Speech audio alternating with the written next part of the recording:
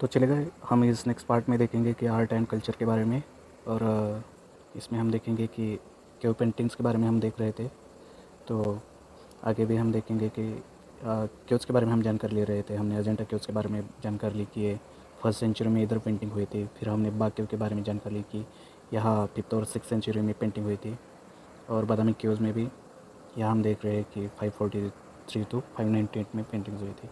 और ये सी है, आपको ध्यान रखना चाहिए। सिर्फ अजंता यही केव है कि ओनली यहाँ फर्स्ट सेंचुरी बीसी में पेंटिंग हुई थी, अदरवाइज़ किसी भी केव में अब तक वहाँ पेंटिंग नहीं हुई थी। फिर हम देखेंगे कि ये अदर टाइप्स दैट सित्तना वसल, ये भी एक रॉक कट जैन टेम्पल है और वहाँ भी पेंटिंग हुई थी। तो ये लोग केव भी न्यूज़ में रहा है और इसके बारे में यूपीएससी बार बार पूछ रही क्वेश्चंस। तो यहाँ पेंटिंग्स और मोनूमेंट्स फॉर्मेशन कब हुआ था?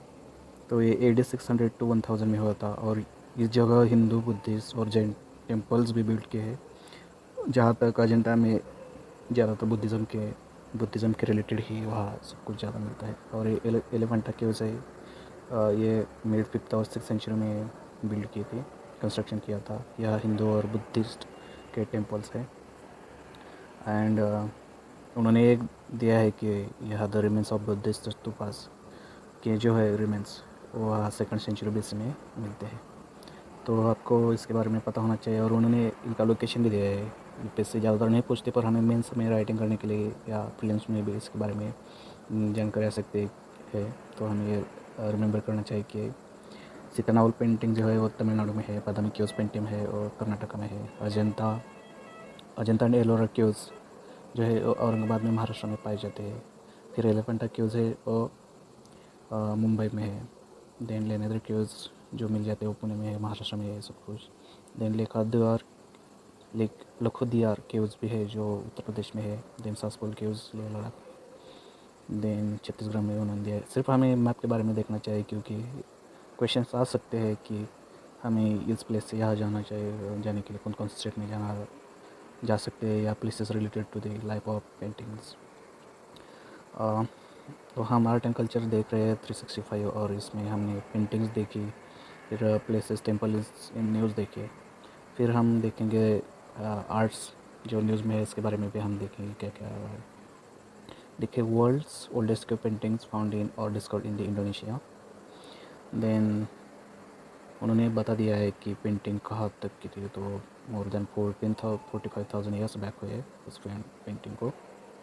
और पेंटिंग ज़्यादातर कहाँ फाउंड जाती है और लाइमस्टोन केव्स में हो जाती है। तो देखिए, आपको पेंटिंग देखना था ना, तो उन्होंने कैसे पेंटिंग बनाई है। देखिए इस कलर में ये लाइमस्टोन का ये स्टोन है और उसमें उन्होंने पेंटिंग बना दी है। तो आपके समझ में आया होगा। ठीक है, तो हम फिर नेक्स्ट पार्ट देखते हैं। यह तो ज़्यादातर उन्होंने फैक्चुअल दिया है, तो ज़्यादातर पढ़ के काम करने है। फिर हम आगे वाला पार्ट देखते हैं कि क्या क्या है। ये देखिए, ट्रेडिशनल टॉयज़ न्यूज़ में आ सकता है और एग्ज़ाम में भी वो पूछे जा सकते हैं। तो department of industry and internal trade, ministry of commerce and industry has exempted handicraft and geographical indication toys from quality control order to fulfill the vision of making India a global manufacturing hub। तो उन्होंने क्या किया है, जो handmade जो कुछ भी बनाते हैं और जियोग्राफिकल इंडिकेशन होने वाले टाइप उनको उन्होंने एक्सेंट किया है। मीन्स उनके बारे में ज़्यादातर क्वालिटी कंट्रोल में इंस्पेक्शन नहीं किया जाएगा, ताकि इंडिया ज़्यादा से ज़्यादा और बेहतर प्रोडक्ट्स बन सके और उन पर ज़्यादा कोई ड्यूटी और इनडायरेक्ट टैरिफ ना लग सके।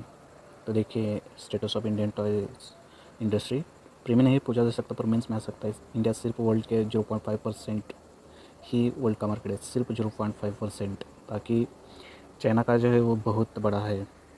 और देखिए, यहाँ देख सकते हैं आपकी India imports 80% toys, India imports 80% Chinese toy. तो देखिए, आप इमेजिन कर सकते हैं चाइना से कितना ये दरयार। और हमारा ट्रेड बैलेंस डिफिसिट जो चाइना के साथ है वो भी 50 बिलियन के ऊपर गए है। तो ट्रेडिशनल टॉयज़, और हमें यहाँ सिर्फ ये देखना चाहिए कि कौन सा टॉय कौन से स्टेट में। और प्रीलिम्स के बारे में भी हमें गवर्नमेंट ने जो कुछ भी इनिशिएटिव लॉन्च किए हैं वो भी हमें देखना चाहिए। तो देखिए, ये जो हुआ फर्स्ट इनिशिएटिव दैट टॉयकॉथन 2021 इस किसके लिए सेंटर ने ऑर्गेनाइज़ किया है, और किसके लिए ऑर्गेनाइज़ किया, तो to promote indigenous toy industry and reduce import reduce करने के लिए। हमने जो देखा कि चाइना से हम 80% इम्पोर्ट कर रहे हैं, तो बहुत ही ज़्यादा है। और उन्होंने नेशनल एजुकेशन पॉलिसी में भी करिकुलम एक्टिविटीज़ में भी उन्होंने टॉय के मीन्स सब्जेक्ट पर और स्टूडेंट्स की स्किल पर भी उन्होंने फोकस कर दिया है। देखिए traditional toys eco friendly because वो हैंडमेड होते हैं, ज़्यादा पोल्यूशन नहीं होता, मिट्टी का यूज़ किया जाता है और ज़्यादा हेवी मशीनरी भी नहीं लगती, इसलिए गवर्नमेंट भी यहाँ अपॉर्चुनिटीज़ ढूंढ रही है बाय यूजिंग द स्लोगन जो हमारे पीएम ने दिया था कि वोकल फॉर लोकल। तो हम ये मीन्स में भी यूज़ कर सकते हैं और क्लेम्स में भी पूछा जा सकता है कि वो वोकल फॉर लोकल स्लोगन किसके लिए है। तो हमें देखना चाहिए कि इंडिया में जो शिल्प मेड इंडिया आत्मनिर्भर भारत बनाना है, तो इसके लिए चलता है। तो देखिए क्लेम्स के पॉइंट ऑफ व्यू से अब ये इम्पोर्टेंट है नेम ऑफ टॉय और वो स्टेट और उसका डिस्क्रिप्शन भी। तो देखिए चन्नापटना टॉय ये कर्नाटक है, हमें ये ज़्यादातर नहीं देखना चाहिए। देन किन्नल टॉयज़ ये भी कर्नाटक है। देन कोंडापल्ली टॉयज़ आंध्र प्रदेश का। Then Etikoppaka toys Andhra Pradesh. Nirmal toys Telangana. Tanjore toys Tamil Nadu. Laiphadibi toy Manipur. Then Asharikandi toy Assam. देखिए ज़्यादातर टॉयज़ हमें तेलंगाना आंध्र प्रदेश से ये दिखाई दे रहे हैं। और जो लास्ट के है दैट लाइफाई व्हाट इज़ लिफा देवी मणिपुर का है और अशारकंडी टेराकोटा टॉयज़ असम का है। तो सिर्फ नेम और एग्ज़ाम में क्वेश्चन पूछा जा सकता है शायद मैच द फेयर के लिए, क्योंकि उन्होंने पिछले बार को पूछा था मीन्स अभी नहीं पर 2002 के आसपास। पर क्या पता यूपीएससी तो अनप्रडिक्टेबल है, कुछ कभी भी पूछ सकते, तो हमें तो प्रिपेयर रहना चाहिए। देखिए अदर ट्रेडिशनल टॉयज़ भी है, that is Odisha's Sambalpur toys, Bihar Kanyakumari dolls, Uttar Pradesh wooden toys, west Bengal Tungam dolls, Tamil Nadu's चोपू सामान, गुजरात तिगड़ा थिंगला, पंजाब चकना, वो महाराष्ट्र भातुकली मिनिएचर। तो फिर हम देखेंगे next parts that is textiles of Madhya Pradesh. Textile sector UPSC का फेवरेट है, मेंस में भी आता है और प्रीलिम्स में भी आता है। जीडीपी को ये बहुत ज़्यादा कंट्रीब्यूट कर देता है और इसमें जो वर्कर रहते हैं फॉर्मल इनफॉर्मल वो भी बहुत ज़्यादा है। तो देखिए local tribes in Barwani Madhya Pradesh are been trained in the Bagh Maheshwari and Chanderi textile crafts by TRIFED. TRIFED जो ऑर्गेनाइजेशन होता है वो टेक्सटाइल के लिए काम करता है और ट्राइबल लोगों को भी वो आत्मसात कर रहे हैं ताकि उनकी भी डेवलपमेंट हो जाए और इधर टेक्सटाइल का भी प्रोडक्शन बढ़े। तो देखिए बारवानी इन Madhya Pradesh is the aspirational district, और ये जो डिस्ट्रिक्ट होते हैं वो स्पेशली जो इकोनॉमिकली पुअर होते हैं उनके लिए होते हैं। और यहाँ बाग प्रिंटिंग भी की जाती है। अबाउट बाग प्रिंटिंग देखिए ये भी वैसे पूछ रही है। It is a traditional hand block print with natural colours. तो देखिए ये हैंड से प्रिंट किया जाता है। और बाग क्यूज भी आपको पता होना चाहिए, ओल्डेस्ट क्यूज थे और ऊपर भी हमें पेंटिंग्स मिली थी। तो देखिए महेश्वरी फैब्रिक्स भी देखिए इधर हम देख सकते हैं कि उन्होंने कैसे डिज़ाइन किया है। पर ज़्यादातर मुझे नहीं लगता फिल्म्स का काम का है, पर पेयर्स मैच द पेयर्स में इनके बारे में आ सकता है। तो देखिए हमें तो फोकस इधर रखना चाहिए।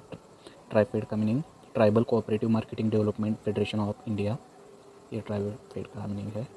1987 में इस्टेब्लिश हुआ था ये multi state cooperative societies act के थ्रू, और इसे नेशनल लेवल कोऑपरेटिव के बाद जारी सेटअप किया था गवर्नमेंट ने। तो ये किसके अंडर फॉलो होती है, तो minister of tribal affairs. UPSC में बार बार स्कीम के बारे में क्वेश्चंस पूछते हैं और वो यहाँ हर बार कोई ना कोई डिफरेंट मिनिस्ट्री का नाम देते हैं और हमें फंसाते हैं। तो हमें यदि बिल्कुल अच्छी तरह जानकारी हो तो हमें इसे याद रखना चाहिए ताकि हमारा कोई नेगेटिव मार्किंग ना हो जाए।